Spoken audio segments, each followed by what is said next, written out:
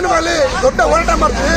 ಬಾಬಾ ಸಾಹೇಬ್ರ ಸಂವಿಧಾನ ಟಚ್ ಮಾಡಕ್ ಬಂದ್ರೆ, ಬಾಬಾ ಸಾಹೇಬ್ರ ಕಾನೂನಿನ ಅರಿವನ್ನು ಜಾಗೃತಿಗೊಳಿಸಿಲ್ಲ ಅಂದ್ರೆ ಮುಂದಿನ ದಿನಗಳಲ್ಲಿ ಏನು ಕೇವಲ 400-500 ಜನ ಹೊಡೆದುಡಿಸಿದ್ರು 28,000 ಜನ ಅದೇ ರೀತಿ ರಕ್ತಪಾತ ಆಗುತ್ತೆ, ರಕ್ತ ಕ್ರಾಂತಿ ಆಗುತ್ತೆ ಅಂತ ತಮ್ಮ ಮೂಲಕ ಹೇಳ್ತಿದ್ದೀನಿ. ಜೈ ಭೀಮ್, ಜೈ ಸಂವಿಧಾನ.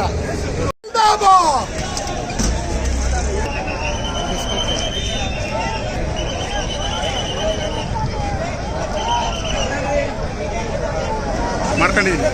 ಫೋಟೋ ಸಿಗ್ಲಿಲ್ಲ, ಯಾರು ತಡೆದ ಗೊತ್ತಿಲ್ಲ ಅದಕ್ಕೆ.